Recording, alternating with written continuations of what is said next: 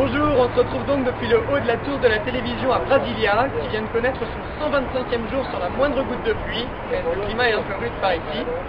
Alors Brasilia, bien sûr, vous le savez tous, c'est la capitale du Brésil, mais une capitale bien particulière.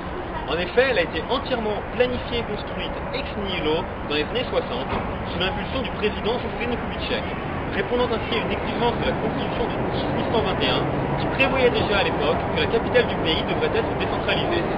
Et c'est l'endroit idéal pour admirer l'œuvre d'Oscar Niemeyer, le plus célèbre architecte brésilien, qui, comme vous pourrez le voir, a été le premier à utiliser le béton armé à des fins d'esthétisme et d'élégance.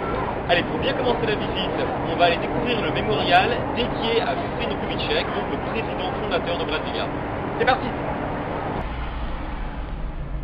Pour comprendre Brasilia, il faut comprendre son fondateur, le président Juscelino Kubitschek. Kubitschek était un constructeur, un bâtisseur. Il avait un programme de 30 objectifs de développement pour le Brésil. Et au début de son mandat, lors d'une apparition publique, quelqu'un lui a demandé s'il allait répondre aux exigences de la Constitution de 1891 et construire une nouvelle capitale au centre géographique du pays. Surpris, Kubitschek a hésité 3 secondes avant de répondre « oui ». Brasilia était devenu son 31e objectif de développement.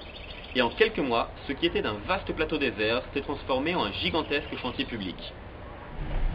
Alors voilà, on se balade dans les rues de Brasilia, et un truc qui est bien à Brasilia, c'est qu'on n'a pas besoin de plan.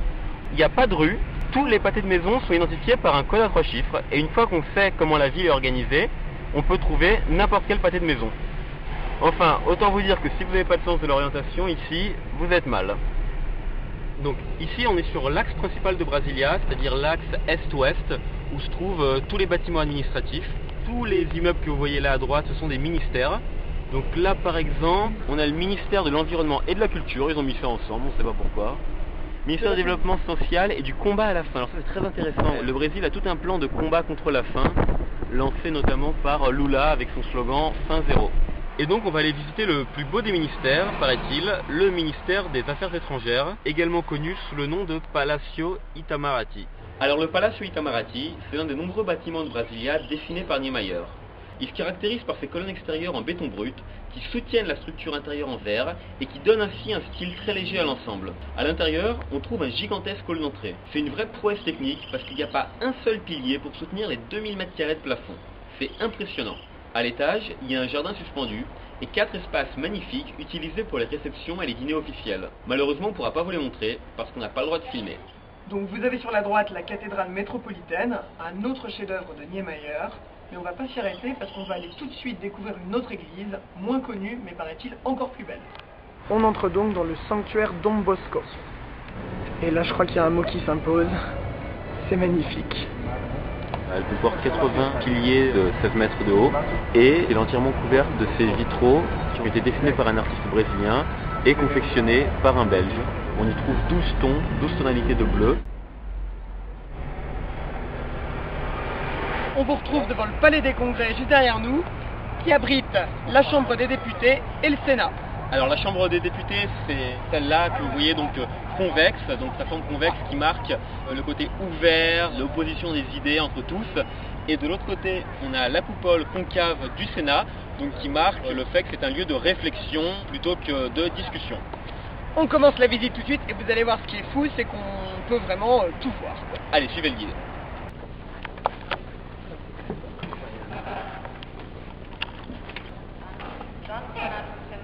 Comme il y a moins de places que de députés, donc il y a certains députés qui ont des places fixes et d'autres députés qui n'ont pas de place fixe, mais alors les sièges peuvent se relever et là ils ont un petit emplacement pour mettre au moment de voter leur impression digitale, comme ça ils sont bien identifiés et on sait que c'est bien eux qui ont voté.